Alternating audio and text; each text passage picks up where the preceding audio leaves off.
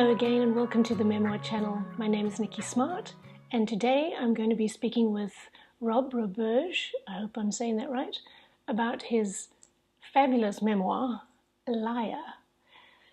So Liar got a lot of well-deserved attention. It was singled out in the New Yorker, it was Barnes& Noble's Discover Great New Writers pick, it was the best nonfiction books of 2016, chosen by Powell's Bookstore and Entropy magazine. So listen, it's done really well, and deservedly so because it's great. And he wrote Liar because he was told he might be losing his memories at some point. He might be getting dementia because he's had several concussions and injuries, and yes, done a lot of damage to himself as well. So let's go speak to Rob and find out more. Hi, Rob, and welcome to the Memoir channel.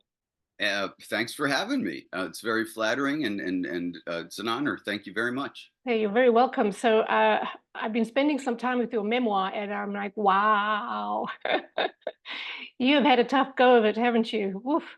So Uh, well, that I didn't mean it as I hope it, it wasn't meant as a woe is me. no, no, no. It's quite an eye opener actually when you realize how some people live and what you have to get through and what you can endure, and just it's quite, I mean, the thing that you're saying, I've had my nose broken 5 times. I mean, things like that. I mean, I've never had my nose broken, but maybe men are more likely to break their noses because they do rougher sport or something. I don't know. But Most men I know, that's kind of weird. Is it yeah, only? Did I put 5 in the book? I think so. I may have lowered it to be plausible. Oh boy. Anyway, so I wanted to ask you, um, I mean, just to sort of sum up why you wrote this memoir. Um, that's a good question because I started it tentatively a few years prior to really finding it and working consistently on it. I think I started it before my previous book, which was, I believe, 3 years earlier for release, but fewer years for composition. But Hmm. when I finished The Cost of Living, which is my most recent novel, um, I had started doing sort of little vignettes.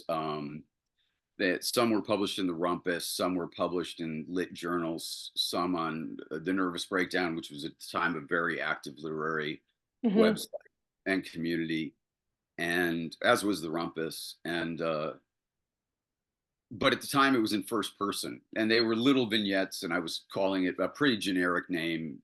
Your No, I guess it was second person by the time I was publishing it. It was called Your Life in Rock, Sex, Drugs, and Rock and Roll, and it was second person. Hmm. But at first I wrote maybe 35 pages of a relatively traditional narrative that didn't jump in time, that was in, as I say, first Hmm. person. And by maybe page 18, maybe halfway on my way to the 35, I started counting eyes because, um, it was like forced perspective in architecture or depth of field in film, where Hmm. you focus on the subject and the things in the background become uh, out of focus, Right, which right, prior to HD was what film just naturally does. right. And the whoa, I, Oh, hello, ceiling. I'm bound to do something like that. Hopefully that's my I've done it for today. But it was like the first person, the eyes were levitating off the page and the subject Hmm. matter was blurry. And I thought, I'm not that interested in me, and I don't want to privilege it seemed in many ways problematic. Hmm. And I mean, not in any political censorship way, but I did think, like, does the world need another relatively standard memoir from, you know, I'm not rich. I didn't have much money when I was really little, but by the time I was in high school, my folks were probably at the low end of upper middle class or uh, high middle class. Hmm. So, and it just seemed like, does the world need another book by a white cis guy looking back at the importance of his story? And it was very much about me, and I just snapped, and I'm like, I don't want to write a book about me. I want to write a book that has a lot of things in it that hopefully resonate with an Yeah. audience. So when I found the second person, and the structure, then I Oscar Wilde had a great quote, and I'm a little manic, so Okay. I will let you speak more than my brain is thinking now. Um, but he had a great quote, and he was saying most novels are more about other novels than they are about the worlds that they represent, their plots. Hmm. Be- you're always in dialogue with all the books you've read and the placement of authors and things. And it's not like I don't mean to sound haughty and, better. It was just an ambition. It wasn't necessarily a quality because that's for other Right. people to decide.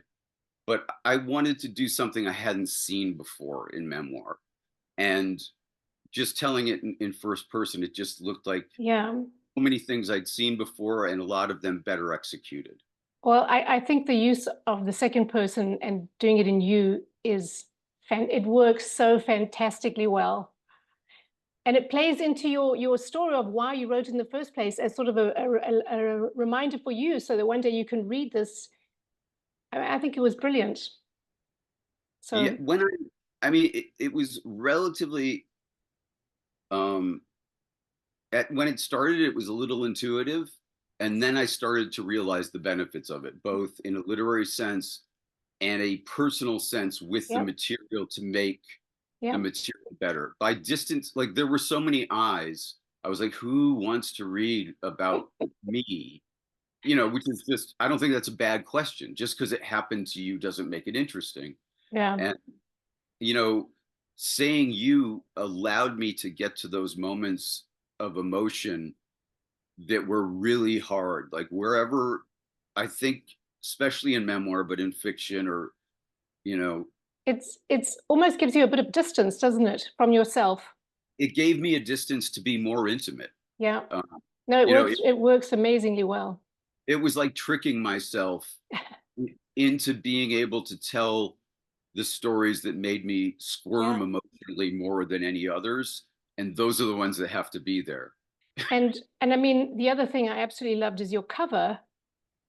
And I mean, that you've just burnt your head off there is fantastic. And that you are the eye in Liar. You're the eye there, and you've actually burnt some of the eye away.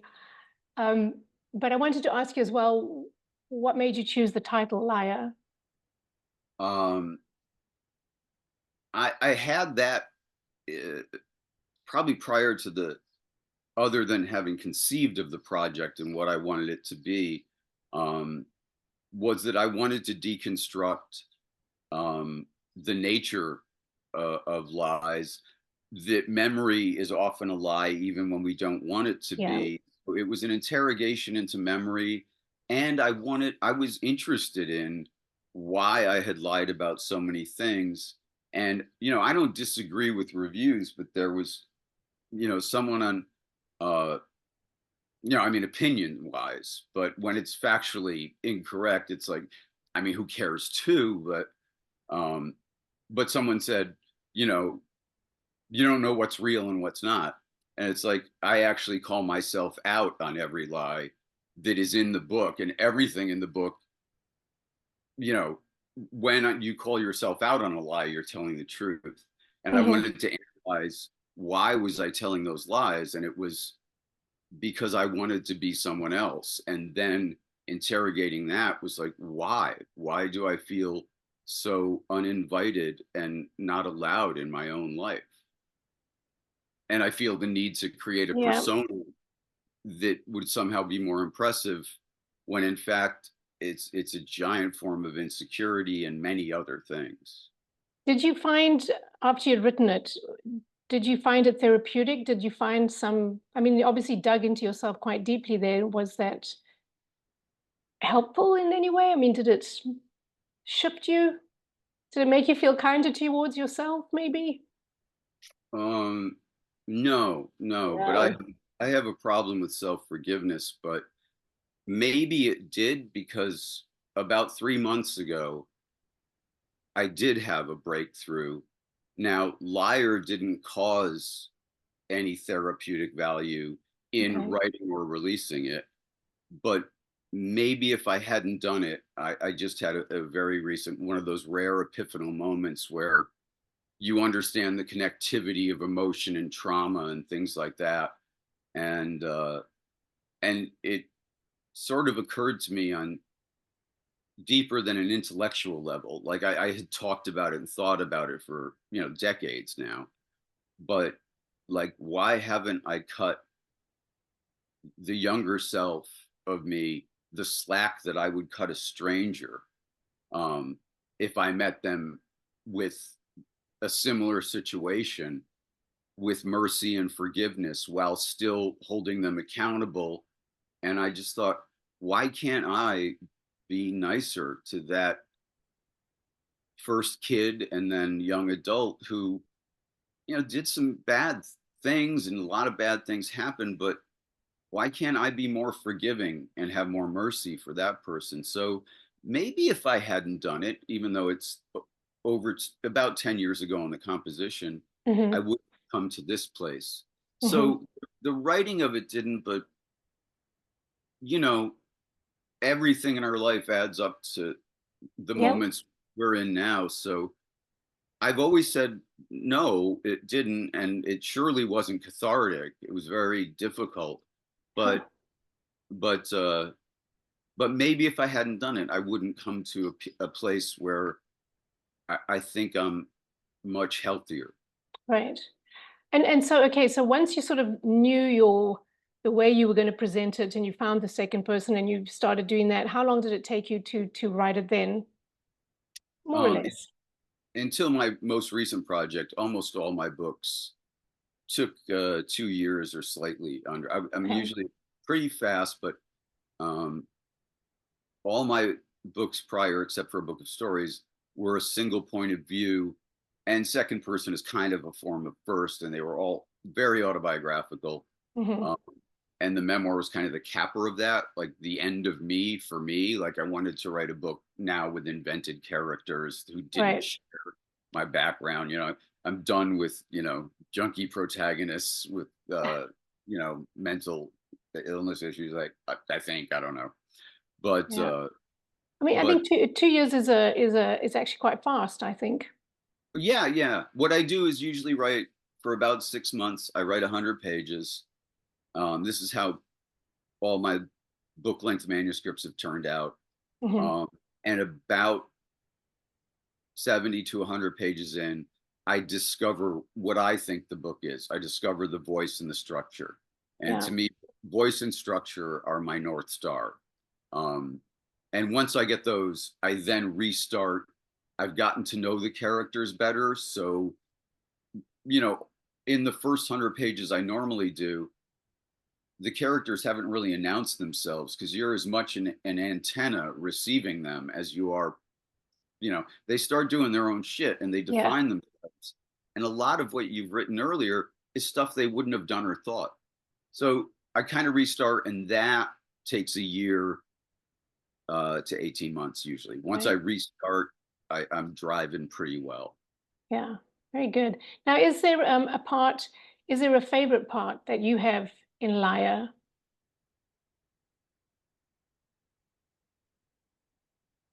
I mean, there are scenes that I don't know, um, someone would peg as more important Hmm. than perhaps other ones in a hierarchy of trauma or long-term effect.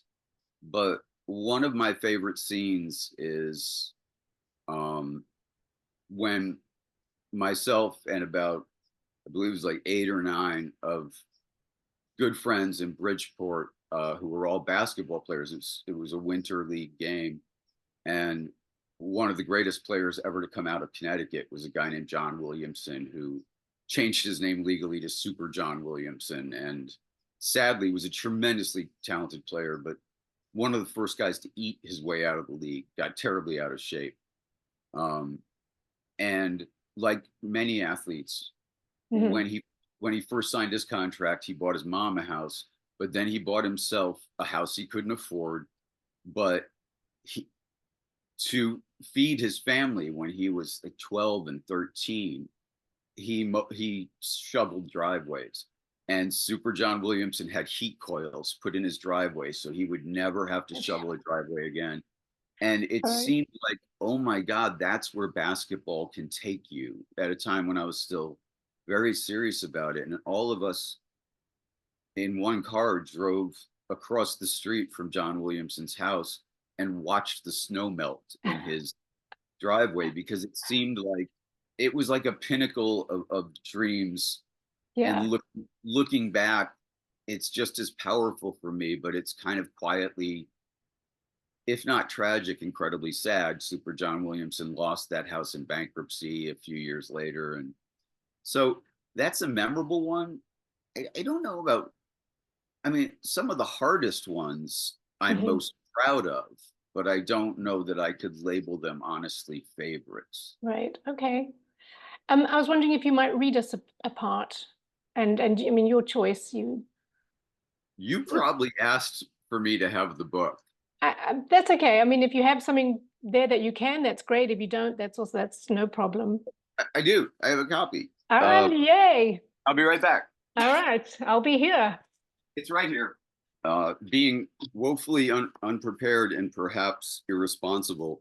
Um, uh, I mean, I like your how it starts. I think is so effective when okay, you're what? speaking to your younger you and Um, saying how you have this girl and then how she, on your 11th birthday. I mean, that's pretty yeah. hardcore. Why don't we do that? I mean, it is the entry point to the Yeah. world of the book. Um, You, and there's a very small section just on the heels of that, of first experience with being high. Um, and it's 2.5 paragraphs. sure. Yeah, So yeah. may I It's, read the first section and then the fragment after it? And you can cut it. please do. Please do. And Okay. I'm going to put you in gallery view, or I'm going to put you in speaker view. So we just see you. Okay. Oh, it's not a close up, is it? It's all Um, you. okay. So this is the opening of the book, because where the reader enters a text, I think is um, important. Uh, not more important necessarily, but it's how you enter the world and hopefully set the DNA of the piece. So, why not read this?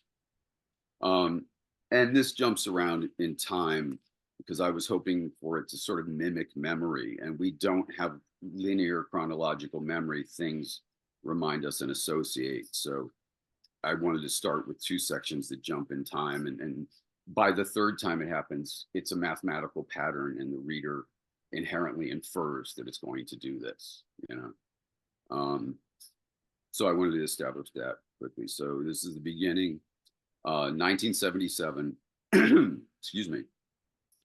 You have your first girlfriend, and you are, as far as your 10-year-old self knows, madly in love. You are Nicole's buddy in science class. That's how you meet, because she's a bright girl who's been advanced a grade, and she needs an older student to help her fit. And the principal, a man who knows you incredibly well from your frightening number of trips to his office, seems to have decided that it might be good for you to be responsible for once, to take care of someone and not get in trouble. You and Nicole pass notes in class with questions like, "Do you like me?" with yes and no boxes. You hold hands in the coat room. Instead of teaching her how to behave, you teach her that the more you misbehave, the less adult supervision you tend to have. Screw up and you are out back clapping erasers together. Screw up even worse and you get sent to the coat room. Really screw up and you get to read books together in the library. On your 11th birthday, she is killed in the woods that you all played in. You try to think about what she looked like, but you really have no memories of this. You remember two long brown pigtails, but you could be getting those from her picture now on an Unsolved Murders in Connecticut website. In her last school picture ever, taken the year she was killed. She wears a white and red print dress. She has brown eyes that match her hair, which is pulled into two shoulder-length pigtails. She has a posed but happy smile. The photo has replaced your actual memory. You think of her now, you see that picture that everyone else can see. In the woods, Nicole's head was crushed with a large rock. Bludgeoned is the word the newspapers use. And you have to look up the word, and it will remain your most vivid memory of finding a definition in a dictionary. You are old enough to realize none of this can be your fault, but you remember the principal telling you that your job was to take care of Nicole, and the phrase will not leave your head no matter how much you want it to. For years, you think, there were rumors after all. She was raped and then bludgeoned. She was never raped, you find out much later, though for many years in your head, she was. The facts for years were not the truth.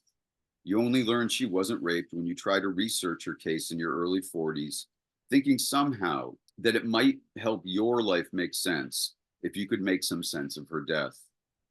From that day in 77, you never, especially until you leave your hometown at 18, look at a man without thinking it could be him. Every coach, every teacher, every strange man who ever walked by you. For years, you're horrified whenever you're left alone with an adult male. Sometimes without warning, you flush with rage and want to hurt some guy you've never seen before. Your reaction to everything in the world starts to frighten you. Her case remains unsolved 35 years later. It will never be resolved, and it won't reduce itself to meaning. She has been gone from this earth nearly 5 times as long as she was here, and sometimes, even though you have known hundreds of people better, you think that the relationship may be the most formative one of your life. While many things happened before Nicole was killed, this is really where all the other things start and to a certain degree end. Now, I wanted to undermine that in the next section that happens 3 years earlier, after I've said many things happened before, this is really where all other things start. And then the next section negates that entirely. Okay. 3 years earlier, your parents throw a party on Saturday night. You sit at the top of the stairs listening to their music, their laughter, the clinking of bottles, and it goes on. And they're drinking and smoking, and they eventually go upstairs to go to bed.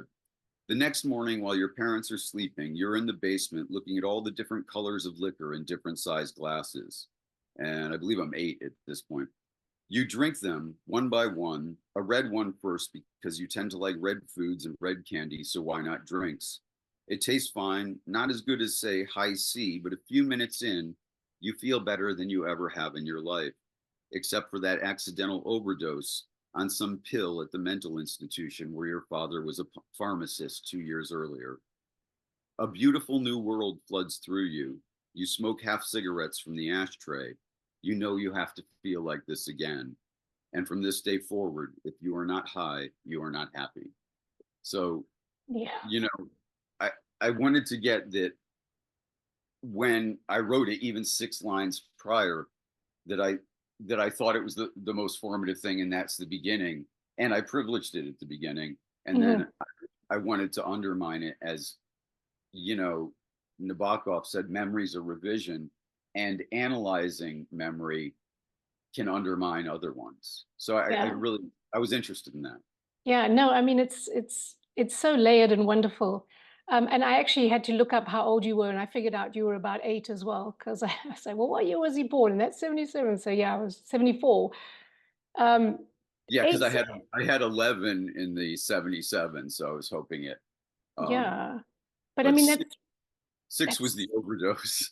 I mean that's so you're so young. I mean, even to be 8 and to be, smoking and drinking and thinking, yeah, this is good.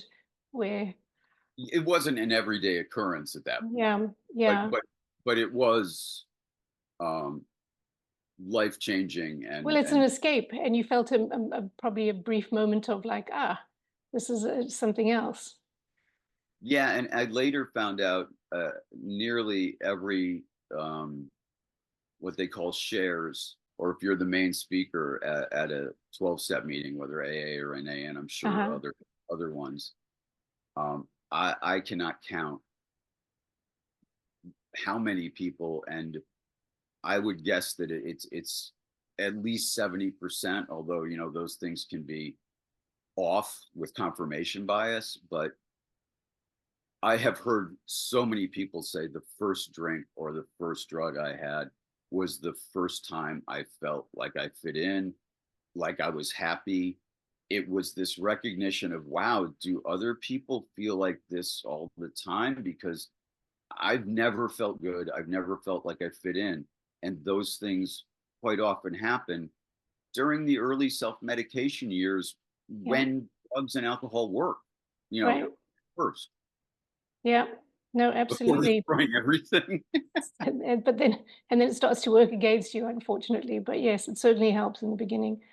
Um, so what was the accidental overdose? I know you found a pill or something and you were like 6 then, I guess.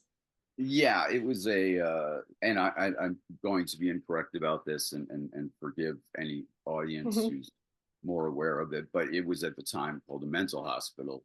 Um, and my father was a pharmacist, and many of the drugs were incredibly strong. And it was, I mean, take your child to a totally inappropriate job day, apparently, um, where I was exposed to people on Thorazine, which later I had to take, which is very frightening for a 6-year-old, seeing people shuffle in tunnels and stuff. Oof. But there was a red pill that had fallen under the table, and another red thing, my curse, red food. Yes. But I popped it in my mouth, and I just thought, oh my goodness, this is another world. Like, yeah, I'm capable of, you know, this is incredible. And the next thing I knew, I was being carried by another pharmacist. And the next thing I knew, I was having my stomach pumped. And I was like, why are all these people messing this up? This is like the best moment of my life. So it, you know, Wow. it left an impression in many ways. Yeah. No, I would think yes. Yeah, That's quite extreme. but Wow. I had friends who, as an adult, later nicknamed me Skittles because I would take any pill off the floor and see what it did for a number of years. Yeah. And it was a That's running gag that we would go out like somewhere, a party, a concert, or something, and someone would say, "Take this. Let's see where you are in 3 hours." ah. And I Yeah. thought that was I thought that was a good idea for a while. Yeah. I mean, it's self-destructive, isn't it? So, I mean, I like that you actually in your book, the beginning, you dedicated, you said it was for all those who loved me when I had trouble doing so myself. And I thought that was quite lovely too. I have been Um, enormously lucky through my life with friends and people who yeah. um, valued me when I had trouble doing it. Yeah. Ah. So, okay, what are you working on now? Um, I just started and very excited about. I'm doing a novel set in the MK Ultra CIA mind control experiments Hmm. in the 50s when they were at their most violent and unethical and sadistic. Um, Probably before the consensual LSD trials, but um, it's a really, I think, important and highly problematic, not just for what these people did, but moment in U.S. history. I mean, it's right after Operation Artichoke, and uh, I'm blanking on the other one, Paperclip, where we took Nazi rocket scientists like von Braun, but we also took Nazi doctors who had done absolutely inhumane studies on twins. They killed people, and Hmm. theoretically we were of moral and ethical superiority, so we couldn't do those experiments. So we saved those doctors from being killed, at the trials, and brought them over for their information, which is a dubious Hmm. stepping through a minefield of ethics. But then we did it Well, anyway. Then we did it anyway with biochemical warfare, and I guess by its nature, it's a thriller, which I don't think that way. And hmm. but but so I'm excited. It takes place. I'm sure he wasn't the first, but T.C. Boyle did a book on the Kinsey, um, the Yes. first Kinsey sex study on males, and he had a made-up narrator in first person, but all the other figures were from Kinsey and his crew. And he probably stole it from somewhere, but I'm stealing it from him Hmm. with with a made up biochemist who gets recruited and blackmailed into MK Ultra, Wow. and then using all the true historical figures like Sidney Gottlieb, who was known as the poisoner in chief, Allen Dulles, who was the head of the CIA, Okay, I and want to read this book. yeah, but so do I. So I got to finish it.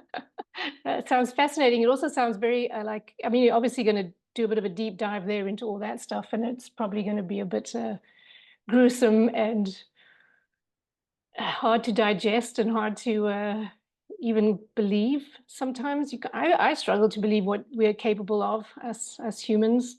Well, I Yeah. mean, some of the most famous ones that we found out after the fact, like the Tuskegee Airmen, I was doing research, and that's from the 40s, um, and I was shocked that that study ended in 1972.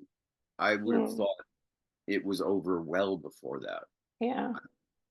But there's a ton of others, and actually trimming them down is a big job in the novel, so it's not just trauma and victim porn. Right. Like there has to be a narrative Right. around it. Right. Right. And actually my narrator becomes something of a small group of moles who are trying to find a way to document this to get it to the media, which was a deadly endeavor. I mean, the CIA did kill. Right.